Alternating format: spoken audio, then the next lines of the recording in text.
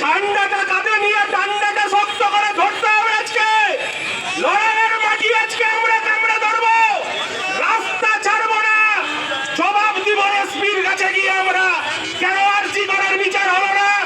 কেন এখনো পর্যন্ত দোষীরা বাইরে ঘুরে বেড়াচ্ছে? লড়াইয়ের ময়দান ছাড়বো না আমরা। আজকে এই রাজপথ আমাদের থাকবে, ছাত্র যুব মহিলাদের এই লড়াইয়ের রাজপথে আমাদের এসপি অফিস অভিযানে আমরা সামিল হব এবং যারা আসছে এবং আর কিছুক্ষণের মধ্যে আমাদের এই সবার কাজ শুরু করব। আমরা বলতে চাই যে এই আরজিকর নিয়ে রাজ্য সরকার এবং কেন্দ্র সরকার দুই সরকার মিলে টালবাহানা চালাচ্ছে। এখনো পর্যন্ত প্রকৃত দোষী এবং সত্যের ঘটনাকে উদ্ঘাটন করতে পারলো না। মানুষকে ভুল বুঝিয়ে এই কেসকে ধামাচাপা দেওয়ার চেষ্টা করছে এই রাজ্য সরকার এবং কেন্দ্র সরকার। শুধু আরজিকরের ঘটনা না, আমাদের জেলা আমাদের রাজ্যের প্রত্যেকটা প্রান্তে আরজিকরের ঘটনা হয়ে যাওয়ার পরে আরো বহু ঘটনা আমাদের ঘটেছে। এই প্রকৃত দোষীদেরকে আস্কারা দিচ্ছে এই দুই সরকার, রাজ্যের সরকার এবং কেন্দ্র সরকার। কেন দোষীরা ভাবছে আমরা এই ঘটনা ঘটিয়ে পার পেয়ে যাব, নিস্তার পেয়ে যাচ্ছে। প্রকৃত দোষীরা গলা উঁচু করে ঘুরে বেড়াচ্ছে রাস্তা দিয়ে, কোনো সুরাহা করতে পারছে না। আমরা বলছি এই প্রকৃত দোষীদের শাস্তির ব্যবস্থা করতে হবে। গোটা রাজ্যে গোটা জেলা জুড়ে ড্রাগসের আতরঘর করে চলেছে।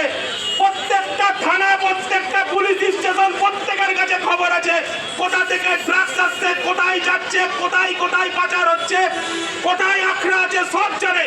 অথচ এই গোটা জেলা গোটা রাজ্যে গ্রামে গ্রামে এই ড্রাগসের আতুরঘর করে দিচ্ছে এবং তার মোটা টাকা যাচ্ছে একদম কালীঘাটে।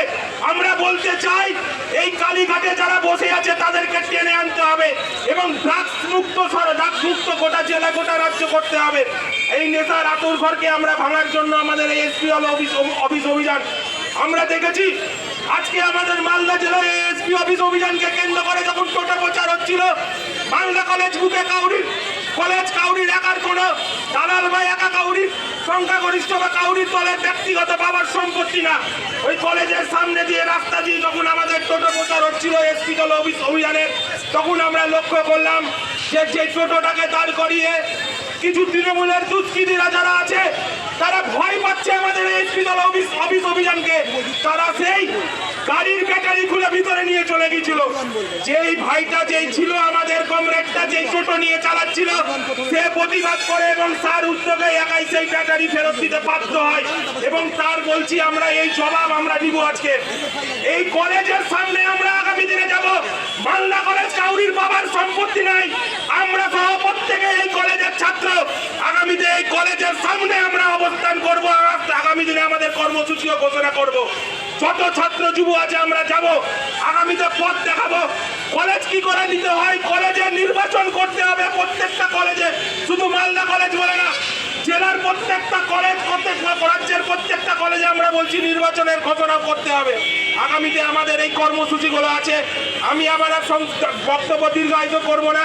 প্রত্যেক কমরেডকে আমি আবার বলবো, প্রত্যেক কমরেডের কাজে যাতে ঝান্ডাটা থাকে এবং ডান্ডাটা যাতে শক্ত থাকে। আজকে কমরেড রাজপথ আমাদের ছাত্র যুব মহিলাদের দখলে থাকবে। এই বলে আমি আমার সংক্ষিপ্ত বক্তব্য শেষ করছি। ইনকলাব জিন্দাবাদ।